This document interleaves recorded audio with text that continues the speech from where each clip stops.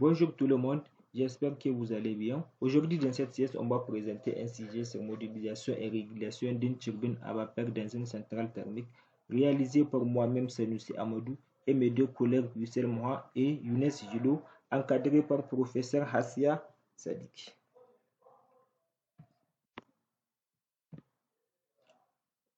Le plan du travail, définition des deux centrales, le fonctionnement des deux centrales, les avantages et les inconvénients, ensuite conclusion. Les centrales thermiques. Une centrale thermique est une centrale électrique qui fonctionne à partir de sources de chaleur selon le principe des machines thermiques. Cette transformateur se fait soit directement par des tâches de gaz de combustion, soit indirectement via un cycle de l'eau à vapeur. Par exemple, les installations à cogénération utilisées en haute partie de la chaleur résiduelle pour d'autres applications telles que les chaleurs. Comment une centrale nucléaire produit de l'électricité? Les centrales nucléaires est une centrale électrique thermique, c'est-à-dire que sa production de l'électricité provient d'une source de chaleur comme une centrale thermique fossile, gaz, charbon, pétrole, ou renouvelable, biogaz, biomasse, salaire à concentration. Une centrale nucléaire utilise de la chaleur pour chauffer de l'eau et générer des vapeurs qu'elle actionne des turbines qui, couplées à l'alternateur, génèrent de l'électricité. Toutefois, contrairement aux autres centrales thermiques, la chaleur nécessaire pour générer des vapeurs n'est pas obtenue par combustion chimique ou par concentration de rayonnement solaire, mais par fusion nucléaire. Le fonctionnement d'une centrale nucléaire. Pour le fonctionnement des centrales nucléaires, trois éléments sont prendre en compte le combustible nucléaire, la fusion nucléaire, le calorificateur des générateurs à vapeur. Le combustible nucléaire. Le combustible d'une centrale nucléaire contient des atomes possibles, c'est-à-dire les atomes dont le noyau a la capacité de casse sous l'action des neutrons ou faisant de liberté de la quantité considérable de l'énergie, d'où au nom de combustible.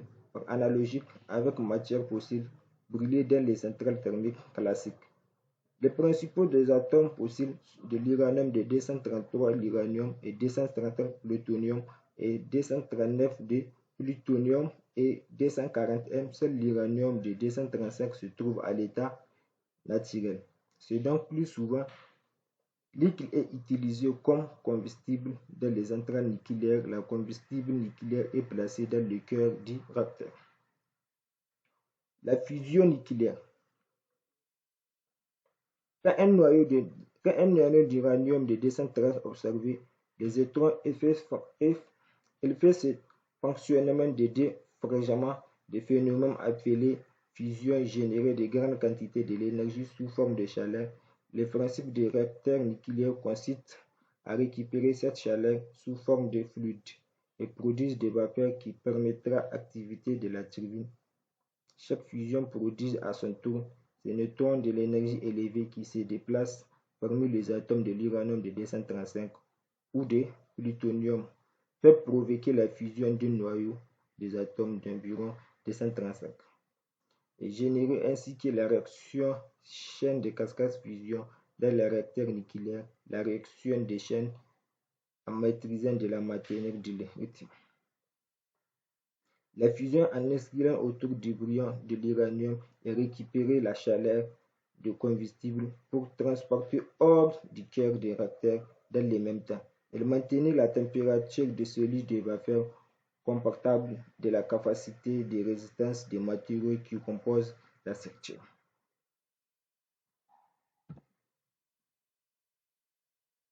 Les réacteurs nucléaires. Les trois circuits de centrales nucléaires dans les centrales nucléaires relevant de la filière d'où sous forme de la combustible facile de l'uranium situé dans l'équipe du réacteur, chauffer l'eau des circulaires de lui-même chauffer l'eau des circuits secondaires et transformer en vapeur, entraîner son tour de l'alternateur qui va produire le courant électrique alternatif. Les trois grandeurs principaux sont les circuits primaires, les circuits secondaires et les circuits de refroidissement. Les circuits primaires. L'uranium légèrement enrichi est stormé de 235 et conditionné sous la forme de petites particules qui sont infilées dans les gaines des métalliques attachés d'uranium et rassemblage dans le cuivre et accès rempli d'eau et rassemblage formé du cœur du réacteur. Ils sont un siège de la réaction de la chaîne qui est portée haute température. L'eau de la cuivre chauffée de l'air contrairement est matériel sous pression qui est empêché de la brûle de la réacteur. Elle est circulée dans les circuits fermés appelés circuits primaires, les circuits de refroidissement. Pour condenser les vapeurs et évacuer la chaleur pour les systèmes de fonctionnement en continu, il faut assurer sa refroidissement. C'est le but des trois circuits qui l'ont bien évoqué et indépendamment des deux atomes fonctions et des condenseurs, les vapeurs, surtout des turbines, vivent des appareils sous forme de milliers autour du condensateur, tels que les circuits de l'eau froid, prélèvement de la source extérieure, rivière ou mer. Au contact des turbines, la vapeur serait transformée en eau. L'eau condensée qui n'a pas été contact élément radioactif en nécessite de rejeter légèrement le chauffe de la source d'où il provient.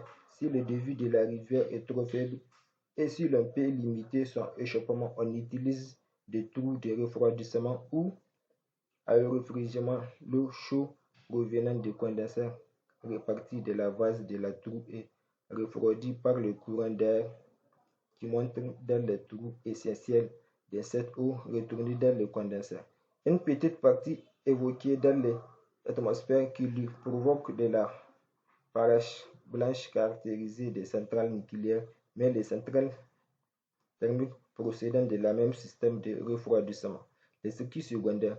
Le circuit au primaire traversait la chaleur de l'eau circulant dans les autres circuits fermés. Les circuits secondaires, c'est échanger de la chaleur sépartie par l'intermédiaire des générateurs à vapeur au contact à turbine parcouru par l'eau.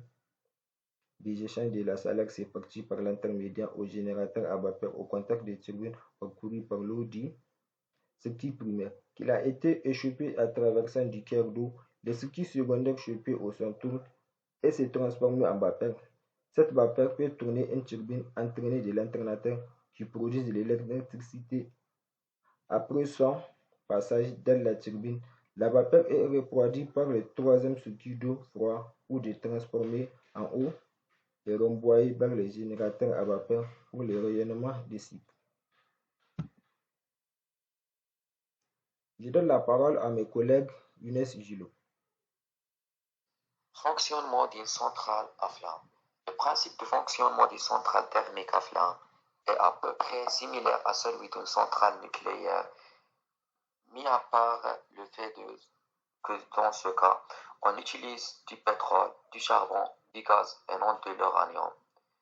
Pour fonctionner, une centrale thermique à flamme a besoin d'une source de chaleur qui va chauffer un fluide dans une chaudière. Dans la majorité des cas, il s'agit d'eau. Ce fluide va ainsi passer à l'état liquide, de l'état liquide à l'état gazeux, tel que la vapeur par exemple. Le gaz ainsi obtenu va faire tourner une turbine qui elle-même est reliée à un alternateur qui va produire de l'énergie électrique. Pour pouvoir faire tourner la turbine, il faut condenser le gaz en aval de la turbine grâce à une source froide pour diminuer sa pression. À la sortie de la turbine, la vapeur est refroidie pour le retransformer en eau, puis elle est renvoyée dans la chaudière. Le refroidissement de la vapeur est confié à une réserve d'eau, cours d'eau ou plus rarement à une tour de refroidissement similaire à celle d'une centrale nucléaire. Une centrale thermique à flamme fournit une puissance électrique de l'ordre de quelques centaines de mégawatts. 1 mégawatt égale 1 million watts. Les centrales thermiques en France ont des puissances pouvant varier de 100 mégawatts à 700 mégawatts. Comment fonctionne une centrale thermique à flamme? Une centrale thermique à flamme produit de l'électricité à partir de la vapeur d'eau produite grâce à la chaleur dégagée par la combustion du gaz, du charbon ou de feu, qui met en mouvement une turbine reliée à un alternateur. La combustion. Un combustible, gaz, charbon, feu est brûlé dans les brûleurs d'une chaudière pouvant mesurer jusqu'à 90 mètres de hauteur. Le charbon est d'abord réduit en poudre, le feu est chauffé pour le rendre liquide, puis vaporisé en fines gouttelettes et le gaz est injecté directement sans traitement préparatoire. La production de vapeur. La chaudière est tapissée de tubes dans lesquels circule de l'eau froide. En brûlant le combustible dégagé de la chaleur qui va chauffer cette eau, l'eau se transforme en vapeur envoyée sous pression vers les turbines. Le recyclage. À la sortie de la turbine, la vapeur est à nouveau transformée en eau grâce à un condenseur dans lequel circule de l'eau froide en provenance de la mer ou d'un fleuve. L'eau ainsi obtenue est récupérée et recircule dans la chaudière pour recommencer un autre cycle. L'eau utilisée pour le refroidissement est restituée à son milieu naturel ou renvoyée dans le condenseur. Les fumées de combustion sont dépoussiérées grâce à des filtres et sont évacuées par des cheminées.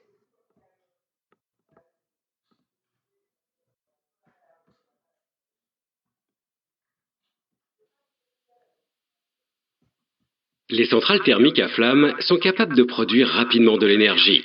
C'est pourquoi leur rôle principal est de répondre aux augmentations fortes et soudaines de la consommation d'électricité. Dans une centrale thermique, on chauffe de l'eau pour la transformer en vapeur, c'est le principe de la cocotte minute.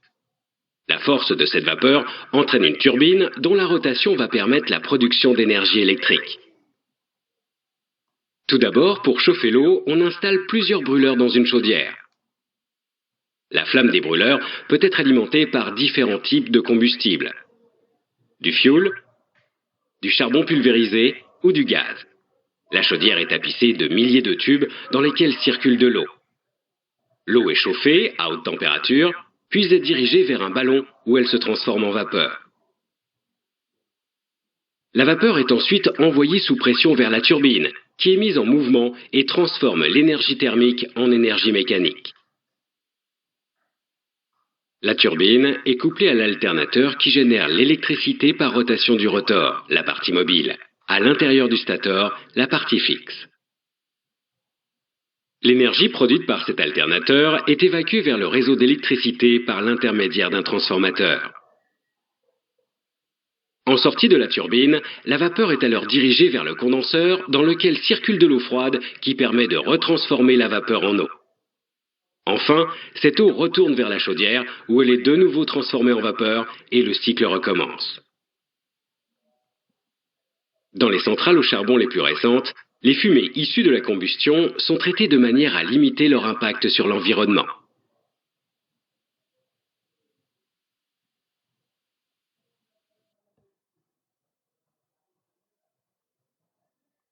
Une centrale thermique à flamme produit de l'électricité à partir de la vapeur d'eau produite grâce à la chaleur dégagée par la combustion de gaz, de charbon ou de fioul, qui met en mouvement une turbine reliée à un alternateur. Le recyclage. Alors, on va voir dans ce schéma comment une centrale nucléaire produit de l'électricité. D'abord, on va commencer par le combustible. Et après, on passe au compresseur. Et après la chambre de combustion. Et après la turbine. Par la suite, l'alternateur. Et enfin, le transformateur.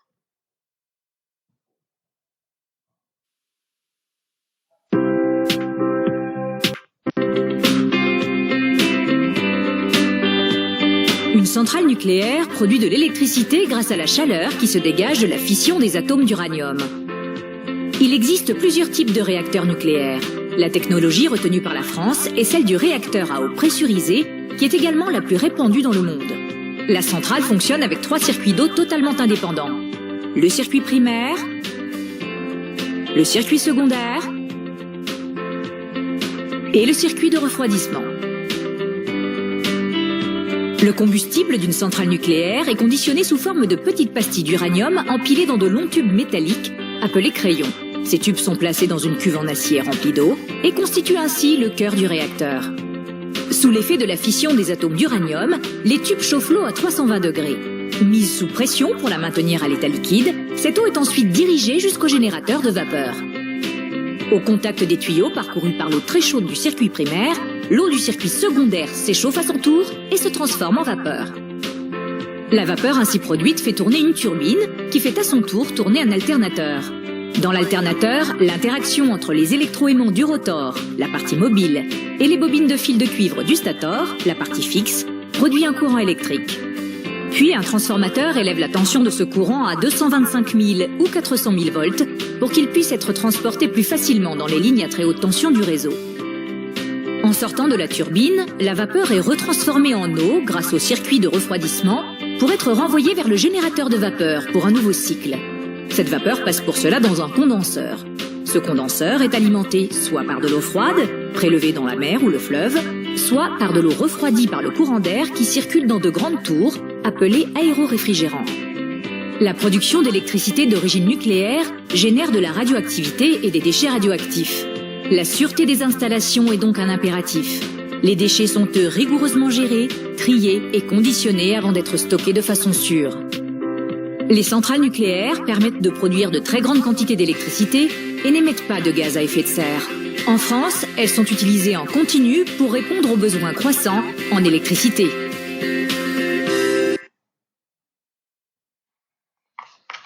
L'avantage des centrales thermiques. Quand les médias parlent de centrales thermiques, ils font généralement allusion aux centrales thermiques à flamme, c'est-à-dire les centrales qui fonctionnent grâce à la combustion des matières fossiles, le charbon, le fioul ou le gaz. Pourtant, nous l'avons dit, cette définition est trop restrictive car les centrales nucléaires comme certaines énergies vertes sont aussi des centrales thermiques. Dans la suite de cet article, nous essayerons d'évaluer les qualités et les défauts de ces différentes technologies. Les inconvénients des centrales thermiques adaptables, potentiellement écologiques dans le cas de la géothermie et du solaire thermodynamique, plutôt peu chères dans le cas de centrales à flamme. Si les centrales thermiques ont ces qualités, pourquoi sont-elles aussi décriées? Encore une fois, nous allons faire du cas par cas. Conclusion. Dans ce exposé, nous avons présenté quelques généralités sur les centrales thermiques et centrales à flamme. Nous avons aussi donné un aperçu sur les principaux éléments qui les constituent, leur rôle et leur fonctionnement. Importance dans cette centrale statique. Merci de votre attention.